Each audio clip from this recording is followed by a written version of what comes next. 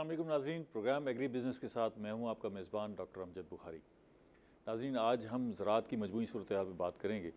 तमाम मेहनत के बावजूद हम फ़ी एकड़ पैदावार अच्छी हासिल नहीं कर पा रहे।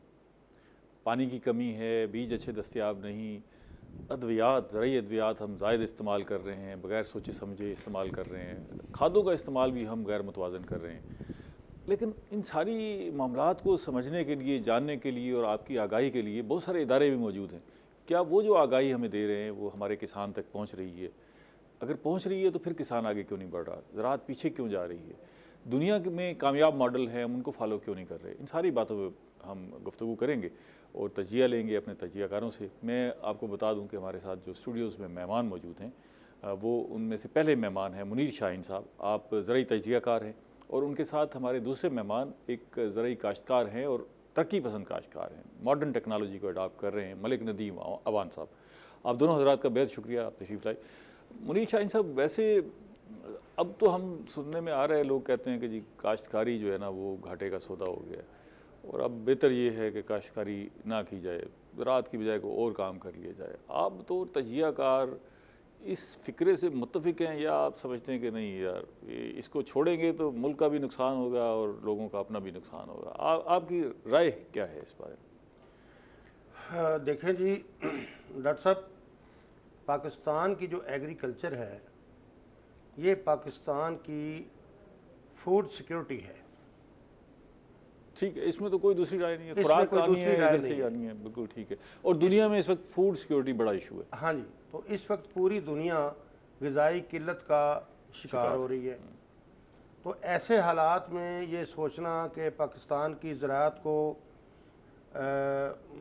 तवज्जो ना दी जाए या इसे किसान को नज़रअंदाज किया जाए या एग्रीकल्चर को नज़रअंदाज किया जाए, बनता नहीं है। अच्छा, ये जो दफ्तरों में बैठे हुए हैं वो तो ये सोचते हैं कि काश्तकार काश्तकारी करता रहे, वो प्रोड्यूस करे, हमें खिलाए। लेकिन अगर थोड़ी देर के लिए किसान की बात कर लें ना जी, उसको शायद या तो आमदनी इतनी नहीं हो रही, अखराजात बहुत ज़्यादा हैं, उसकी ज़िंदगी आसूदा नहीं है, इसलिए वो परेशान होकर भागना चाह रहे हैं। देखिए, बात यह है कि जिस बिज़नेस से किसी को फ़ायदा नहीं होता ना जी, फिर वो उसे नज़रअंदाज करता है, उससे भागता है। बदकिस्मती ये है हमारे पाकिस्तान की कि किसान को सिर्फ मज़दूर समझा जाता है, एग्रीकल्चर को इंडस्ट्री नहीं समझा जाता।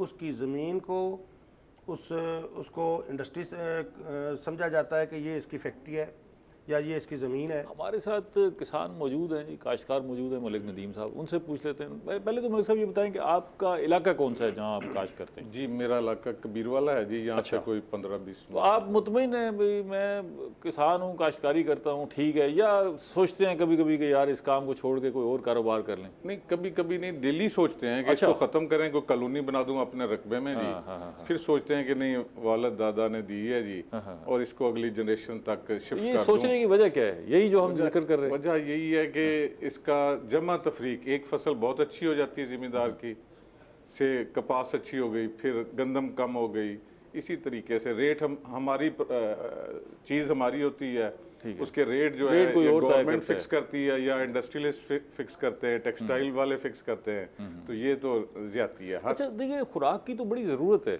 बाकी जो आइटम्स हैं वहाँ तो बड़ा कंपटीशन भी होता है, लेकिन खुराक में तो हमारे पास चॉइस जो है वो कोई ज़्यादा नहीं होती, लिमिटेड चॉइस होती है। हमने गंदम ख़रीदनी है तो ख़रीदनी है, लेकिन उसके बावजूद जो है ये जो निरखों का या कीमत का तयन है ये दूसरे हाथों में चला जाता है।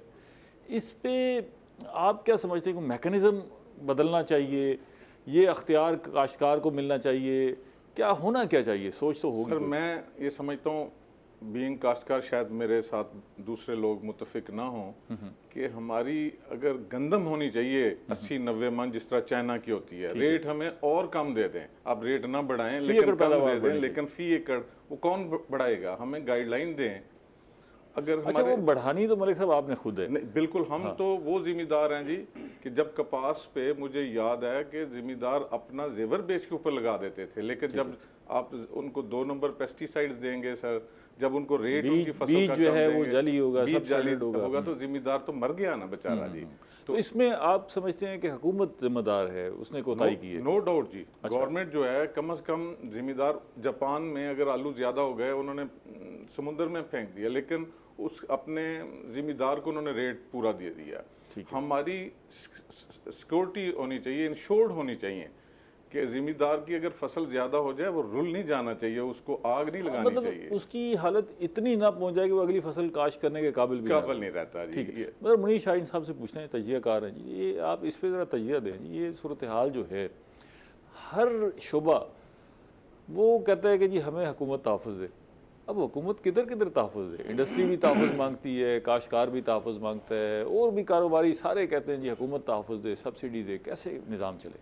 इसमें डॉक्टर साहब हमें एक चीज़ समझने की ज़रूरत है कि कोई भी गवर्नमेंट पाकिस्तान में आई है, एग्रीकल्चर उसकी तरजीह नहीं रही, उसका देखिए ना, फोकस मेरी नहीं बात सुने, आप हमेशा ये कहते रहे, मुतालबा करते रहे कि जी किसानों के पास हुकूमत आए तो हालात बड़े बेहतर हो जाएंगे। अब पिछली हुकूमत में जहांगीर तरीन साहब, शाह महमूद कुरैशी साहब, फ़खर इमाम साहब, हुसैन जानिया गर्देजी साहब, ये सारी किसानों की हुकूमत थी।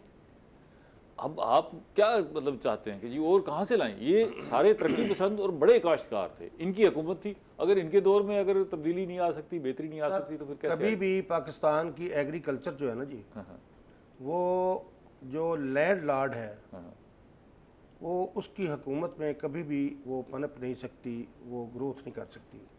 एक्चुअली जितने ये अपने आप को फार्मर होने का क्लेम करते हैं, मिसाल के तौर पे जहांगीर तरीन साहब हैं, तो इनकी तो शुगर मिले हैं। अच्छा, ये इनको काश्तकार होने काश्तकार तो है ना जी, ज़्यादा। हाँ जी, देखें पीछे जहन तो उनका चल रहा है ना जी। काश्तकार तो और भी बहुत सारे हैं, उन्होंने आके रकबे, ये जितने भी नाम लिए हैं, हम इससे इनकार तो नहीं कर सकते कि वो अच्छे काश्तकार हैं, तरक्की पसंद काश्तकार हैं, वो आगे बढ़ें। लेकिन आपकी राय ये है कि जब तक ये असल काश्तकार जो खुद अपने हाथ से काम कर रहा है, उसके हाथ में निज़ाम नहीं आएगा, तो शायद वो समझ नहीं पाएंगे कि मसाइल हैं क्या। सर देखें, सिर्फ मैनेजमेंट की कमी है। फार्मर को यकीन करें, ना तो सब्सिडी की ज़रूरत है, ठीक है, ना हमने कभी सब्सिडी फार्मर के लिए मांगी है। ठीक है, ज़रूरत सिर्फ मैनेजमेंट की है। लेकिन आप मेरे देखें साहब कि अगर हुकूमत सब्सिडी की- ना मिले तो अभी यूरिया की कीमत जो इंटरनेशनल मार्केट में है वो अप्लाई हो जाए तो सूरत हाल मुख्तलिफ हो जाएगी। DAP की भी जो इंटरनेशनल मार्केट में कीमत है वो अप्लाई हो जाए तो सूरत हाल मुख्तलिफ हो जाएगी। सब्सिडी की कहीं ना कहीं ज़रूरत तो है ना। सर देखें, सब्सिडी क्या है? सब्सिडी वो ताकत का इंजेक्शन होता है कि जो किसी डूबने वाली इंडस्ट्री को या किसी कमज़ोर Support कर आदमी को इंजेक्शन लगा के उसे पाँव पे खड़ा किया जाता है। ठीक है, ये 10-10 साल सब्सिडी नहीं दी जाती। मुस्तकिल ये आपने सब्सिडी देने वालों को सोचना चाहिए कि आप 15 साल से सब्सिडी दे रहे हैं, 16वें साल आप फिर सब्सिडी मांग रहे हैं, ठीक है। तो आपने 15 साल में एक अच्छा, साल आप भी। चाहते हैं कि मैनेजमेंट ठीक हो, तो मैनेजमेंट कैसे ठीक हो आपकी राय में ना? सर जहाँ मैनेजमेंट खराबी है। देखें, हुकूमत है, पहली बात तो है हुकूमत का फोकस होना चाहिए। ठीक है, हुकूमत नेशनल लेवल पे एक एग्रीकल्चर थिंक टैंक की कमेटी बनाए जो पूरे नेशनल लेवल पे एग्रीकल्चर को ठीक देखती टैक है। बना दे, वहाँ लोग बैठ के सोचें कि सोचें। हम काश्तकारी को आगे कैसे बढ़ा सकते उसके बाद होता यह है कि जो हमारे इदारे हैं एग्रीकल्चर के, चाहे वो नेशनल हैं या चाहे वो सूबाई हैं, हैं। ठीक है, तो वो किसानों के साथ खड़ी नहीं होते, वो बिजनेस करने वाली इंडस्ट्री के साथ खड़े हो जाते हैं। क्यों? अगर आप देखें ना, अक्सर आप इंडस्ट्री देख रहे देखें हैं। ना, वो ये सवाल तो है ना कि वो क्यों खड़े हो जाते जी हैं? मैं वही करने जा रहा हूँ। हमारे पास क्या इंडस्ट्री क्या है? हमारे पास शुगर इंडस्ट्री है, ठीक है, हमारे पास पेस्टिसाइड इंडस्ट्री है, जिनिंग इंडस्ट्री है, जीरो टेक्सटाइल है, इंडस्ट्री है, हमारे पास फर्टिलाइजर इंडस्ट्री है, सीड इंडस्ट्री है। टेक्सटाइल है, ये बिजनेसमैन है, ठीक है। ये हमारे इदारों में बैठ के कोऑर्डिनेट करते हैं, ठीक है। और वो जितनी अपने मफादात कमेटी, सोचते हैं, हाँ जी, ज़राअत से उनको जो फ़ायदा होना है, जो ज़राअत के इदारे उन्हें फ़ायदा दे सकते हैं वो अपने फ़ायदे की वहाँ पॉलिसियाँ बनाते हैं। वहाँ तो फार्मर को स्टेक होल्डर नहीं बनाया जाता, वहाँ तो मीटकों में नहीं बुलाया वो जाता। थिंक टैंक में कौन शामिल होने चाहिए? देखिए जी, थिंक टैंक में हर वो शख्स होना चाहिए जो एग्रीकल्चर काश्तकार हूँ काश्तकार हो। या काश्तकारों की जो तंजीमें हैं उनके नुमाइंदे हो, देखिए जी, वो तो डेफिनेटली ना तंजीमों के जितने भी नुमाइंदे हैं, ठीक है, चाहे वो लाइफ स्टॉक से है, चाहे वो किसी पे भी काम कर रहे ठीक है, हैं, ज़राई हर साइंसदान, तंजीम के सरबराह को बिठाया जाए, ठीक है, एग्रीकल्चर डिपार्टमेंट को बिठाया जाए, उसमें पार्लियामेंटेरियन को बिठाया जाए, उसमें जुडिशरी को बिठाया जाए, उसमें फ़ौज को बिठाया जाए। नहीं, ये जुडिशरी और फौज तो इजाफी हो जाएगा अगर वो ज़राअत के थिंक टैंक में बिठाना है। सर बाकी सारे इदारों में बैठे हैं तो यहाँ बैठते हुए क्या नहीं, होता है? वो देखिए ना, हमें फोकस करना है, हमने मसाइल मतलब का है हल कि निकालना है। रिटायर लोगों को बिठा दिया जाए। हाँ, मतलब उनको किस लिए बिठाया जाए, ताकि वो निगरानी रखे भी काम ठीक हो रहा है या सर नहीं हो जो रहा। बाकी तो ज़ाहिर है उन्होंने कुछ नहीं बताया। नेशनल सिक्योरिटी काउंसिल बनी है, उसमें सारे लोग मौजूद नहीं हैं। सिक्योरिटी का इशू है ना जी। तो ये फूड सिक्योरिटी है सर। चलें इस पे बात करते हैं, मैं मलिक साहब को भी शामिल करूं। मलिक साहब, आप खुद काश्तकार हैं, जी सर। आप खुद भी कभी कभी सोचते होंगे, इस मुल्क का एक बड़ा अलमिया है, हर आदमी बेहतरी की बात करता है, हर आदमी की ख्वाहिश है कि जी मुल्क बेहतर हो, लेकिन साथ ही बेबसी जुड़ी होती है। कहता है जी होना चाहिए, होना चाहिए। चाहे एक इदारे का छोटे से छोटा मुलाजिम लेके ऊपर तक आप चले जाएं, वो कहता है होना चाहिए, लेकिन कुछ कर नहीं पाता। आप खुद क्या सोचते हैं कि क्या होना चाहिए जिससे ज़राअत में बेहतरी आ सकती है? सर देखिए, 40-50 लाख का तकरीबन आजकल एकड़ चल रहा है। अब 40-50 लाख का एक एकड़ जो है ना जी, अगर एक बंदा वो बेचकर शहर में कोई मेडिकल स्टोर बना लेता है अच्छा, या कोई फूड चेन की कोई ले लेता है, तो वो अच्छी भली अर्निंग और करता है। दो एकड़ भी बेचे तो 1 करोड़ रुपया उसकी जेब में आ जाएगा। ठीक है ना जी। और अगर 5 एकड़ वाले का हालात आप जाके देख लें ना दो जी, वक्त की 5 रोटी एकड़ जैसा वाला नहीं। बेचारा गोश्त सिर्फ ईद वाले दिन खाता है। बिल्कुल ठीक। तो ये जिम्मेदार का हाल कर दिया। हर जिम्मेदार 5 एकड़ वाला सोचता है कि मेरा बेटा सिपाही भर्ती हो जाए पुलिस में, या डॉक्टर या इंजीनियर या इस तरह। क्यों है? कोई जिम्मेदार नहीं सोचता कि मेरा बच्चा जिम्मेदार बन जाए। तो इस लाइन पर आप काम करें, जिम्मेदार को पे करें। देखें, उसका कोई मैटर नहीं करता कि अगर उसकी आप रेट कम दे दें, लेकिन उसकी 90 मन 100 मन एकड़ की प्रोडक्शन होनी चाहिए। वो कौन करेगा? ये जो एग्रीकल्चर वाले ठंडे ठंडे कमरों में बैठे हैं ना जी, और बैठ के वहीं बैठ के कह देते हैं कि इतने मन इस साल आम होगा, इतने मन गंदम होगी और ये ख़त्म। ठीक है ना जी, ये इनको निकालें आप, ये ज़िम्मेदार के पास जाएं। मसलन अब हम ज़िम्मेदार मरते क्या ना करते, मैंने यूट्यूब पे अब देखा, अब उसको हम कॉपी करने लग गए हैं। एग्रीकल्चर वाले नहीं आते तो हमें कुछ तो करना है ना जी। अब मैं ऑर्गेनिक की तरफ आ गया हूँ। अपने बाग में 10,000 रुपए की DAP कौन डाल सकता है जी? मैं अब अपने आम को ऑर्गेनिक पे शिफ्ट कर दिया है।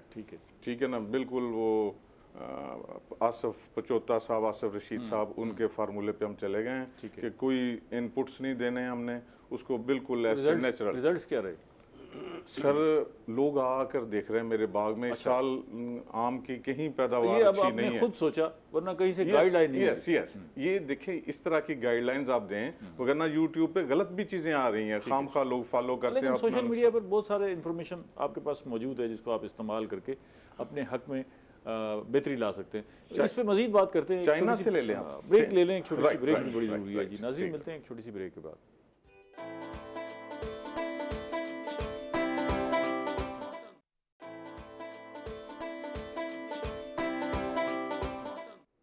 वेलकम बैक नाज़रीन। हम ज़राअत में फ़ी एकड़ पैदावार में जो कमी है उस पर बात कर रहे हैं और इसको किस तरह बेहतर किया जा सकता है। इस सारे मामले पे बात करने के लिए 2 तजियाकार, एक काश्तकार और एक ज़राई तजियाकार हमारे साथ मौजूद है। मुनीर शाहीन साहब, ये हर बंदे की ख्वाहिश है, काश्तकार की भी और बाकी लोगों की भी, कि इस मुल्क में फ़ी एकड़ पैदावार बढ़नी चाहिए, लेकिन पैदावार नहीं बढ़ रही है। बड़ी प्रोसेस बड़ा स्लो है। दुनिया कहीं आगे निकल गई है, हम वहीं फिर रहे हैं। अगर हम फ़ी एकड़ पैदावार ही बढ़ा दें तो उससे भी किसान भी खुशहाल हो जाएगा और हमारे यहाँ कीमतें भी जो है वो निस्बतन कंट्रोल हो जाएंगी। आप बतौर तजियाकार क्या समझते हैं कि फ़ी एकड़ पैदावार ना बढ़ने का सबब क्या है? सिर्फ एक फसल पे बात नहीं कर रहे, ओवरऑल बात कर रहे हैं। देखिए जी, फ़ी एकड़ जो हमारी पैदावार नहीं बढ़ रही ना जी, उसकी एक पहली वजह तो ये है कि हम जो ज़मीन की तैयारी है वो हम बेहतर तरीके से नहीं कर पाते। अच्छा, ज़मीन की पहले तैयारी इसे ही देख लें। हमें आगाही नहीं है कि ज़मीन कैसे तैयार करनी है, या हमारे पास वसाइल नहीं है कि ज़मीन कैसे तैयार करनी है, या हमारी ज़मीनें इस काबिल नहीं है कि हम उसे बेहतर तैयार कर सकें। डॉक्टर साहब, उसमें जो एक बड़ा अमल है वो ये है कि ये हुकूमत का काम है, ये रिसर्च इदारों का काम है, ये एक्सटेंशन डिपार्टमेंट का काम है, और उन इदारों का काम है जो किसानों को अवेयरनेस देने के हवाले से बनाए गए थे। ठीक है। अब वो क्या करते हैं कि उन्होंने क्या किया कि जो प्राइवेट सेक्टर है, जो बिज़नेस करते हैं एग्रीकल्चर पे, उनको तो मार्केट में भेज दिया या वो मार्केट में चले गए किसानों के पास, ठीक है। और जो जिनकी हुकूमती सतह पर जिम्मेदारी थी वो दफ्तरों की हद तक महदूद हो गए। अब देख लें कि गवर्नमेंट के जो महकमा ज़राअत के इदारे हैं वो करियाने स्टोर पे रेट कंट्रोल करते फिर रहे हैं। उनके पास उन्हें इतना टाइम है जहाँ कि उन्हें वो फील्ड में दूसरे जाना काम, चाहिए था, ठीक कोई डेंगी मार रहा है, ठीक है। कोई जनाब अल्लाह करियाने की दुकानें चेक कर रहा है, उन्हें एग्रीकल्चर के लिए टाइम नहीं है। एग्रीकल्चर इससे डिपार्टमेंट, हमारी तरजीह का अंदाजा होता है। जी, ठीक है। एग्रीकल्चर डिपार्टमेंट सारे काम करता है सिवाय एग्रीकल्चर के। अच्छा, अच्छा, अब फार्मर के पास कौन जा रहा है? फार्मर के पास जा रहा है बिजनेसमैन, पेस्टिसाइड्स कंपनी का नुमाइंदा, पेस्टिसाइड नुमाइंदा, फर्टिलाइजर का, सीड जो का, अपनी छह या हाँ जी। अशिया बेचने के लिए जा रहा हाँ है। जी, वो जो बेनिफिशियरी है, ठीक है, वो सर्विसेज देने वाला नहीं है, ठीक है, वो बेनिफिशियरी है। ठीक है। एक तो ये वजह हो गई कि हमारी ज़मीनें जो है वो इस काबिल नहीं होती, तैयार नहीं किया जाता उन्हें सीड सही। की क्वालिटी है, दूसरा सीड की क्वालिटी है। सीड की क्वालिटी है। अच्छा, सीड की क्वालिटी में क्या फैक्टर आप समझते हैं इन्वॉल्व सर है? सीड की क्वालिटी में देखें ना, सीड की क्वालिटी पे हमारा कंट्रोल ही नहीं है। हमारी सीड चेक करने वाली कितनी लेबॉर्ट्रियाँ हैं पंजाब में जी, कोई बताएगा? लेबॉर्ट्रीज देखें ना जी, एक मामला ये है कि एक तो वक्त इतना नहीं होता, दूसरा जो हमारे पास सीड आता है वो पंजाब सीड सर्टिफिकेशन से मंजूर होके आता है ना जी। अगर हम उधर से लें तो फिर तो ज़ाहिर है वो लैब सर से जी, जो टेस्टेड। सीड सर्टिफिकेशन से मंजूर होके आता है, हाँ। जब वो दुकान पे जाता है तो कौन चेक करता है कि ये वही सीड है या कोई और है? नहीं, वहाँ से अगर है वो तो सर्टिफाइड है ना जी, वो तो इदारा जिम्मेदार है। लेकिन अगर काश्तकार खुद ही बाहर से ले रहा हो और वो खुद ही लुटने के लिए तैयार हो, और अगर कोई बाहर का नाकस बीज कंपनी अपने पैक में पैक करके दे रही हो तो उसका जिम्मेदार कौन? ऐसी मिसालें हैं। जी बिल्कुल मिसालें हैं। अच्छा, इसके लिए ज़ाहिर है मैकेनिज्म भी तो बना हुआ है ना कि अगर आपके पास, मैकेनिज्म तो पूरे कानून तो पूरे पाकिस्तान में सारे मौजूद हैं, इम्प्लीमेंट नहीं है। तो इसकी जो है वो शिकायत पहुंचती हैं, आपके पास कोई डाटा है कि जी, जी शिकायत बिल्कुल पहुंचती हैं। तो उस पर अमल दरामद होता है? पाकिस्तान में कोई सीड एक्शन होता है? ही नहीं। अच्छा। एक्सटेंशन डिपार्टमेंट भी अपना उसकी ड्यूटी लगी थी चेक करने की। सीड सर्टिफिकेशन है जिसकी ड्यूटी चेक करने की, तो वो पूरे डिवीजन में उसका एक आध दफ्तर है, उसकी टीम ही नहीं है। ठीक है। एक फैक्टर ये हो गया कि जी बीज जो है वो नाकिस होता है वो। अच्छा, इसको अगर बीज को हम तफसील से बात करें तो बीज के भी बहुत सारे मराहल हैं ना जी। बीज एक है जो हम मकामी तौर पे तैयार कर रहे हैं, बाहर से आ रहा है बीज, तो हम जो अच्छा तैयार कर ही नहीं पा रहे, ये भी बड़ा अहम मरहला है। बीज भी अच्छा नहीं है, ज़मीन भी हमने अच्छे तैयार नहीं की।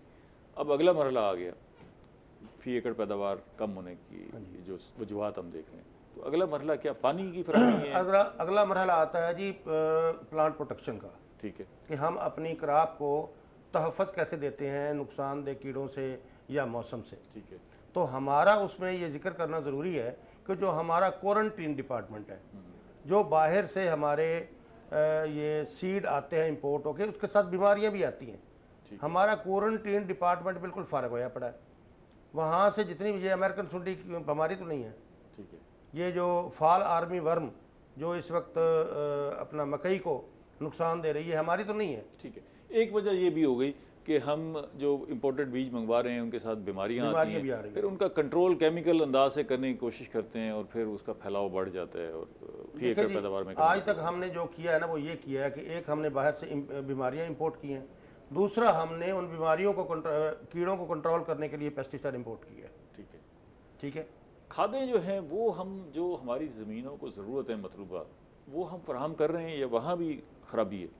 देखिए जी, खादें तो हम फराहम कर रहे हैं, ठीक है, लेकिन मसला ये है कि फार्मर को ये नहीं बताया जाता, हमारे इदारे ये नहीं जाके सर्विसेज देते कि आपकी जो ज़मीन है इस वक्त उसमें कौन सी चीज़ कितने % है, आपकी मुनीर ज़मीन शाह कैसी साहब, है। आप तवक्को ये कर रहे हैं कि इदारे चल कर आपके पास आएँ, आपको बताएं।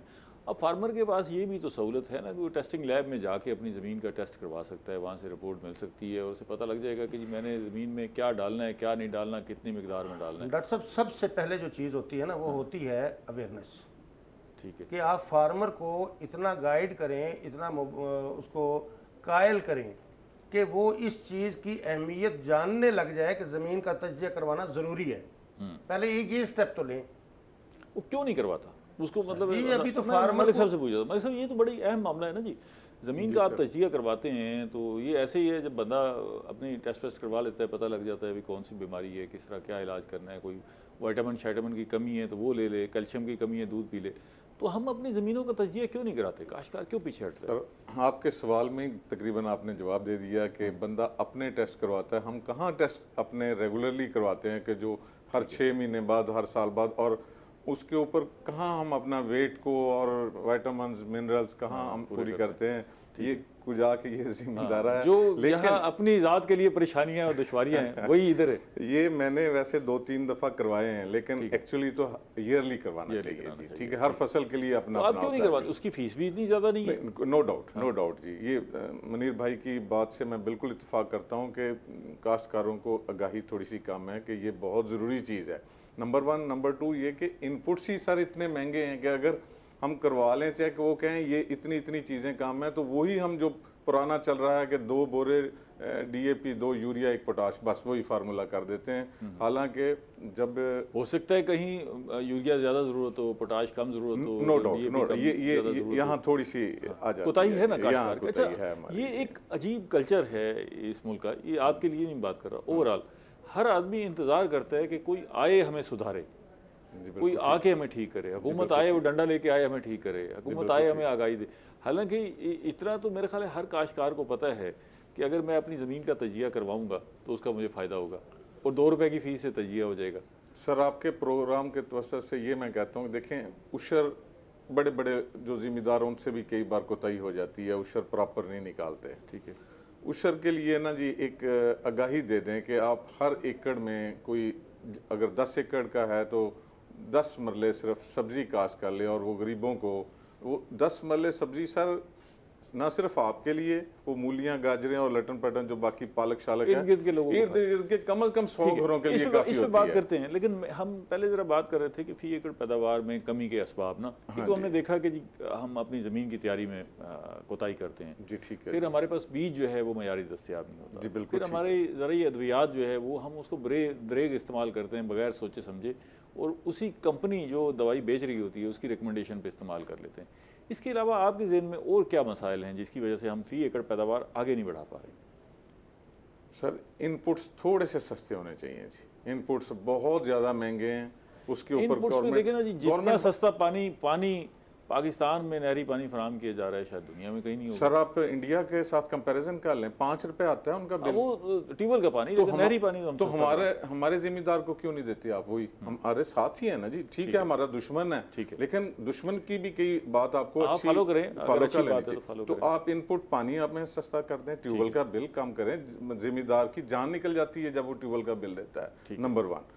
नंबर 2, देखें आप बाहर से गंदम क्यों लेकर आ रहे हैं, कितना पैसा डॉलर्स दे रहे हैं, और आपके पास डॉलर है नहीं। आप कम से कम सर वो डॉलर्स अपने जिम्मेदार के ऊपर खर्च कर दें, जिम्मेदार आपको उससे कई गुना ज़्यादा गंदम आप बाहर एक्सपोर्ट कर सकेंगे। ये छोटी सी बात है कि जो अच्छा, पॉलिसी जिम्मेदार पे कैसे खर्च कर दें? गंदम के रेट बढ़ा दें या सर नहीं इनपुट का रेट कम कर दें? वही तो बात मैं कह रहा हूँ कि हमें रेट 100 रुपया कम कर दें, लेकिन इनपुट सस्ते कर दें। इनपुट सस्ते कर दें, जिम्मेदार के एवरेज तो निकले ना जी। जिम्मेदार खुले दिल से उसमें डाले अपनी चीजें और वो निकाल के आपको प्रोडक्शन दे देगा। ये वजह है कि महंगी इनपुट्स की वजह से नो डाउट सर, पूरी डालता ही नहीं जिम्मेदार बेचारा सर। ठीक है, क्या अच्छा करें? इसमें कोई हमारा अपना भी कसूर है कि हम अपनी जो ज़मीन है या फसल है उसमें पूरी तवज्जो नहीं दे पाते या नहीं देते? ऐसा इतना कुछ है या पनिश नहीं? किया गया जिम्मेदार को, इतने रगड़े लगा दिए गए हैं कि हर जिम्मेदार अब चाहता है इसके पैरेलल ज़मीन जो है पड़ी है उसके पैरेलल अपने बच्चों को कहीं सेट करवाऊं, मैं किसी और शोबे में ले जाऊं। मतलब वो काश्तकारी करना नहीं चाहता। काश्तकारी कर आप उसको वापस लेकर आएँ, आप काश्तकारी में चार्म रखें, आप उसको अच्छा प्रॉपर गाइडलाइन दें, उसकी अच्छी एवरेज आए, अगर फसल ज़्यादा हो जाए तो उसे सिक्योर कर दें, अगर उसके आम के ऊपर अंधेरी आ जाती है तो उसे इंश्योर्ड कर दें। ये छोटी छोटी चीज़ें, उसको रगड़े ना लगाएं। जिम्मेदार आपको मुल्क को उठा सकता है। आप इंडस्ट्री में क्या हम चाइना के अच्छा, साथ ये आपने बड़ी अच्छी बात की है, इंश्योरेंस वाली भी एश्योरेंस वाली भी, इस पर बात करते हैं। एक छोटी सी ब्रेक ले लें, ब्रेक ज़रूरी है जी। नाज़रीन मिलते हैं एक ब्रेक के बाद।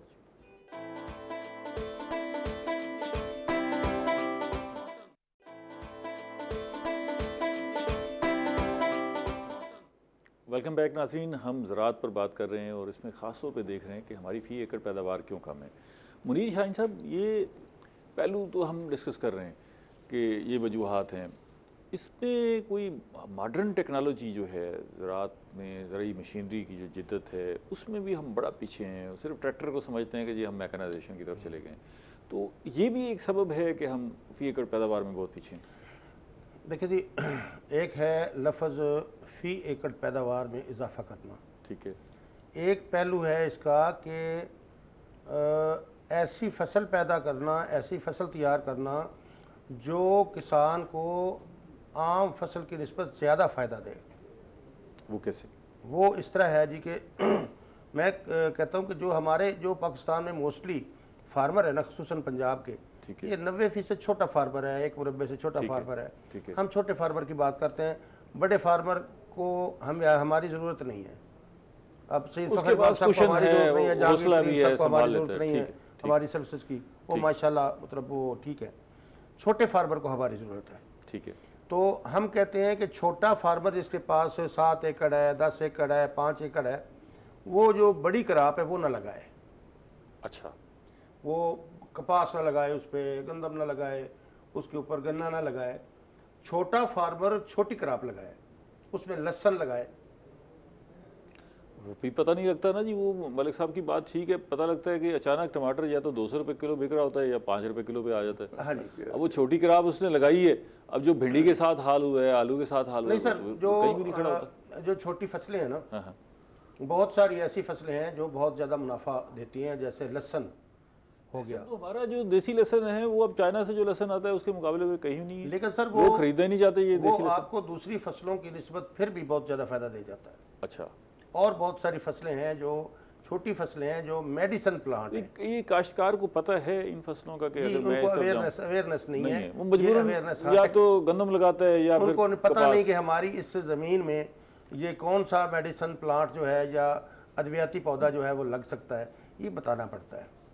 ये इसी चीज़ के तो हम रोना रो रहे हैं कि फार्मर तक अवेयरनेस नहीं जा रही। फार्मर तक जो टेक्नोलॉजी हमारी यूनिवर्सिटियों में जो हर साल। अच्छा, क्योंकि आप तजिया कर रहे हैं, आपका अंदाज़ा ये है कि फार्मर को इसके बारे में आगाही नहीं है। आगाही मेरा ख्याल है कि फार्मर को काफ़ी सारी आगाही है, क्योंकि जो नफ़ा नुकसान बर्दाश्त कर रहा होता है उसको पता तो होता है। मलिक साहब से इस पर राय लेते हैं, क्योंकि मलिक साहब खुद काश्तकार है। क्योंकि मलिक साहब आपके इर्द गिर्द जो काश्तकार हैं, आप खुद तो चले प्रोग्रेसिव फार्मर हो गए, आपने सोशल मीडिया पर जाके इन्फॉर्मेशन ले ली। जो छोटा काश्तकार है उसको पता है अपने इश्यूज़ का, और उसको ये भी इदराक है कि भी किन वजूहात से मैं आगे नहीं बढ़ पा रहा, या उसे पता ही नहीं है बिल्कुल। नहीं सर, वो उसी में कपास गंदम बड़ी उसी क्रॉप्स में चक्कर खड़ा में हुआ खड़ा है जी। वो सोचता है शायद इस बार ज़्यादा रेट लग जाएगा, इस बार ज़्यादा रेट लग जाएगा। एक्चुअली उसको वाकई मुनीर भाई की बात दुरुस्त है कि अगर इस लाइन पर आ जाए, कुछ छोटी क्रॉप्स पर आ जाए ना, तो उसका पर एकड़ जो है उसको प्रॉफिट अच्छा मिल जाएगा। और फिर उसमें खदशात कम होंगे या फिर खदशात वैसे ही होंगे? नहीं, वो भी आपकी बात दुरुस्त है कि जी एक बार 5 रुपए किलो टमाटर हो जाता कोई है। गंदम लगाता है तो उसे ये तो पता है कि भी चलो कुछ ना कुछ मिल ही जाएगा, और स्पोर्ट प्राइस भी मौजूद है, कुछ ना कुछ मिल जाएगा।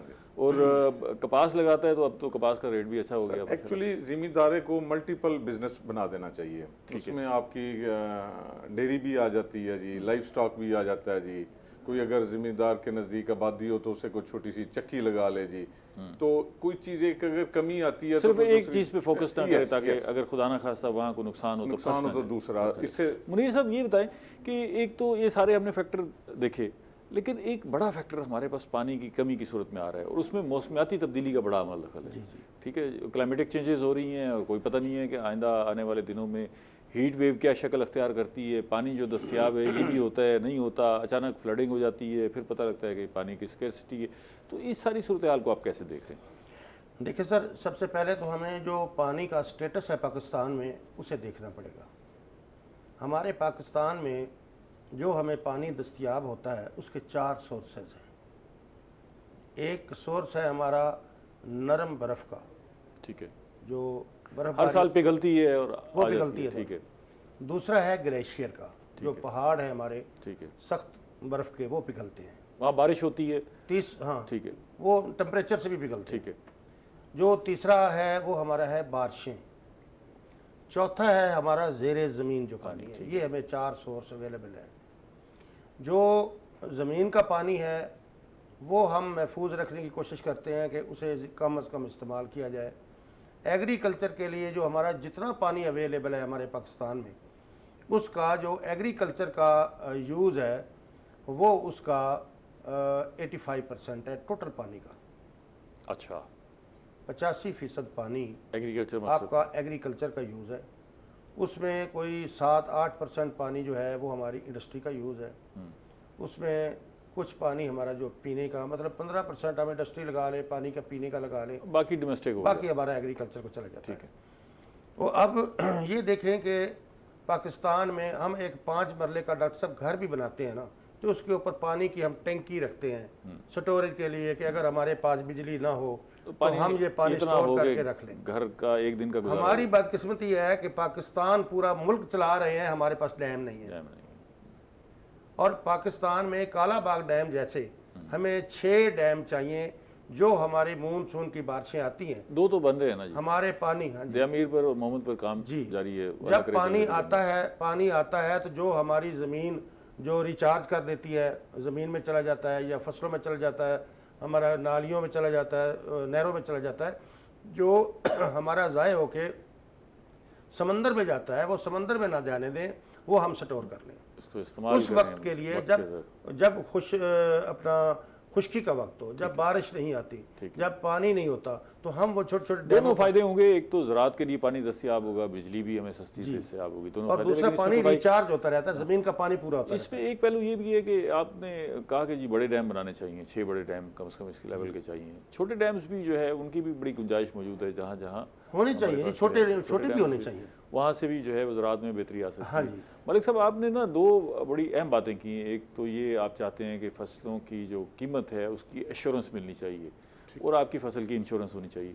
अब इंश्योरेंस का तो एक तरीका ये है, जैसे हम गंदम पर या कपास पर जो है स्पोर्ट प्राइस का ऐलान कर देते हैं, ठीक है।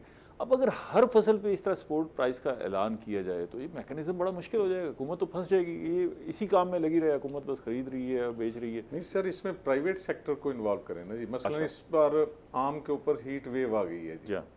आम की इस साल भी बम्पर क्रॉप होनी थी जी, जब बड़ी अच्छी तवक्को थी, ठीक है ना जी। लेकिन जुल्म हुआ है कि वो हीट वेव की वजह से आम की 1/3 क्रॉप रह गई है जी। ठीक है, इस पे आप चाहते हैं इंश्योरेंस होनी चाहिए थी। नो डाउट सर, उसका क्या कसूर है, जिम्मेदार का क्या कसूर, उसने तो पूरा साल मेहनत की है सर। लेकिन मेरा ख्याल है शायद इंश्योरेंस कंपनियां कोई ज़हनी तौर पे तैयार नहीं है फसलों की इंश्योरेंस के हवाले से, क्योंकि यहाँ पर फ्लक्चुएशन इतनी ज़्यादा है। पिछली हुकूमतों ने, आपको याद होगा, कोशिश की जी, लेकिन जो प्राइवेट सेक्टर है वो आगे आने के लिए तैयार नहीं है। थोड़ी सी हुकूमत की बैकअप हो जाएगी तो ठीक हो जाएगा, ये इंश्योरेंस वाले आएंगे और ये ज़रूरत है।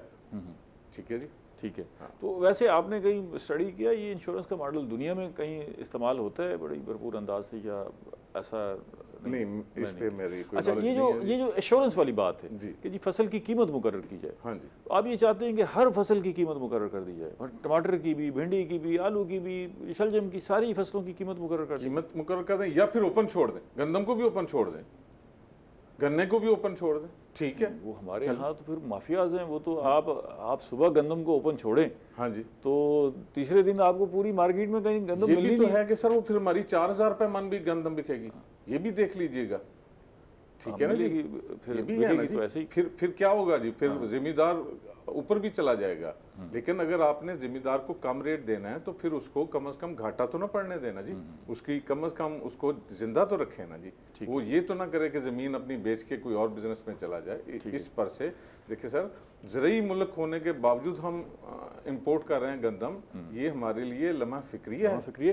सिर्फ गंदम ही नहीं, आप देखें ना जी, आज 75 सालों में हम अपने लिए दालें खुद नहीं पैदा कर सके। कमाल होगी जी। हम अपने लिए खाने का तेल जो है वो खुद फराहम नहीं कर सके। सर एक छोटा सा मैं अर्ज कर दूं कि हर जिम्मेदार को बाउंड कर लें कि वो 10% अपना रकबा कैनोला कास्ट करेगा, आपके खुर्दनी तेल इंपोर्ट खत्म हो जाएगी इसी साल। कोई बंदा तो कम से कम ये प्लान कर दे कि इसी साल कोई बाहर से आपको तेल नहीं मंगवाना पड़ेगा, उसको आप प्रॉपर गाइड कर दें कि जी इस तरीके से। अच्छा, इसमें सिर्फ कैनोला पर नहीं, बाकी भी एडिबल ऑयल की फसलें हैं, उनको काश्त करने 10% जो है आप चाहते हैं 10% रकबा मुख्तस कर दिया जाए ये खाने के तेल की फसलों के लिए, वो चाहे वो सूरजमुखी की सूरत में हो, सरसों की सूरत में हो, जहाँ बिल्कुल ठीक, एडिबल ऑयल हो, एडिबल ऑयल हो। गरीब को कम से कम तेल 400 रुपए, घी तो नहीं 600 रुपए मिलेगा ना जी, वो आपकी सरदर्दी गवर्नमेंट की खत्म हो जाएगी जी।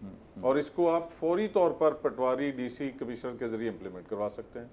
जिम्मेदार को बाउंड कर लें कि वो कास्ट करे ये, और करना चाहिए। कम से कम उसको अपने घर का घी तो बाहर से नहीं लेना चाहिए ना जी। ये मुनीर साहब, हम ये दालों में इतना पीछे क्यों हैं? हम दालों के बीज भी नहीं बना सके और हम दालों में आगे नहीं आ सके। अब दालें, चलो गोश्त मुयसर नहीं है, मुर्गी का गोश्त मुयसर नहीं है, बड़ा छोटा गोश्त मुयसर नहीं है, तो किसी ज़माने गरीब आदमी ये कहता था जी मैं दाल पका के गुजारा कर लेता हूँ, तो दाल भी नामुमकिन होगी, तो हम दालों में इतने पीछे क्यों हैं? आपका क्या तजज़िया है?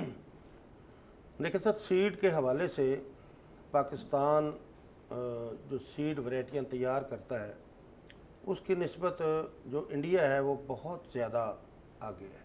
हम तहकीक में बहुत पीछे हैं, तहकीक हमारे में इदारे बहुत जो है पीछे जिस तरह हैं, काम बहुत होना पीछे चाहिए हैं। नहीं हो रहा। और वो हमारे पाकिस्तान में ये प्रॉब्लम है जो हमारा रोना है, जो नदीम साहब भी बात कर रहे थे, आप भी कर रहे थे, कि पाकिस्तान में जो एग्रीकल्चर की पैदावार है उसके ऊपर ख़र्चा इतना ज़्यादा कर दिया जाता है, महंगी फर्टिलाइज़र, महंगी पता नहीं होता कि पेस्टिसाइड, आखिर में बनेगा क्या। हमारे प्रोग्राम का वक्त खत्म हो रहा है, मैं ये चाहूँगा कि आखिर में आप कोई पैगाम देना चाहते हैं काश्तकार को कि जी आप जी पैगाम बिल्कुल मैं ये देना काश्तकारी चाहूँगा बचानी है, खुद को बचाना है तो ये करे। सर। पैगाम मैं ये देना चाहूँगा कि गवर्नमेंट, प्राइवेट सेक्टर और फार्मर ठीक है, जितनी जल्दी हो सकता है वो वैल्यू एडिशन में चला जाए, क्रॉप वैल्यू एडिशन में। तो इसमें गवर्नमेंट को क्यों घसीट के लाते हैं? कारोबारी लोग आगे आए, वैल्यू सर एडिशन बात करें। ये है, कारोबारी लोगों को गवर्नमेंट ने मेजरमेंट देनी होती है कि आपने ऐसे काम करना है, ऐसे नहीं काम करना। ठीक है, वैल्यू उसके लिए एडिशन आसानियां पैदा हमारे सबसे भी पूछ लेते हैं, आप कोई काश्तकार को पैगाम देना चाहते हैं कि भी ये काम इंशाल्लाह करें? ताला बाकी बिजनेसमैन और दूसरा इंडस्ट्रियलिस्ट ने तो मुल्क का जो करना था कर लिया ना। अब वंस अगेन हम जिम्मेदारी दिया। उठाएंगे। हाँ, जिम्मेदार को ऑप्टिमिस्ट होना चाहिए। ठीक है। गवर्नमेंट थोड़ा सा साथ दे दे, जिम्मेदार इसको मुल्क को हमारे को इंशाल्लाह ताला उठा देगा, मसला ही कोई नहीं। मतलब हमारे काश्तकारों को मायूस होने की जरूरत नहीं नहीं इंशाल्लाह ताला इसमें बड़ी बेहतर हो जाएगा। बड़ा पोटेंशियल है। और दुनिया में इस वक्त जो है जिस तरफ दुनिया जा रही है खुराक की किल्लत की तरफ, और बड़ा मसला बन के सामने आ रहा है, हाँ जी। मेरा ख्याल है कि अचानक फिर जो है उन मुल्कों की अहमियत बढ़ जाएगी जहाँ पर जो है वो ज़राअत है, एग्रीकल्चर प्रोग्रेस करेगी आप इंशाल्लाह। दोनों हज़रात का बेहद शुक्रिया, आप तशरीफ़ लाए। नाज़रीन, हमने ज़राअत में फ़ी एकड़ पैदावार पर कमी जो है उस पर बात की और इसकी वजूहत भी देखने की कोशिश की। आपने इसमें से बहुत सारा कुछ एसेस किया होगा। आप मायूस ना हों, ज़राअत से जुड़े रहें, आगे बहुत सारे रास्ते खुलने वाले हैं।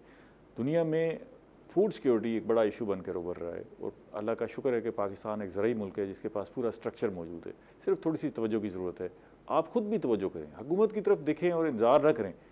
आप खुद मेहनत करें, कोशिश करें। अब मीडिया का दौर है, सोशल मीडिया पर बहुत सारी इन्फॉर्मेशन है। अपनी फसलों को देखभाल में एहतियात करें और ख़ास तौर पे अपनी ज़मीनों का तजिया भी कराएं। अगले मरतबा तक इजाज़त दीजिए। अल्लाह ने के बाद।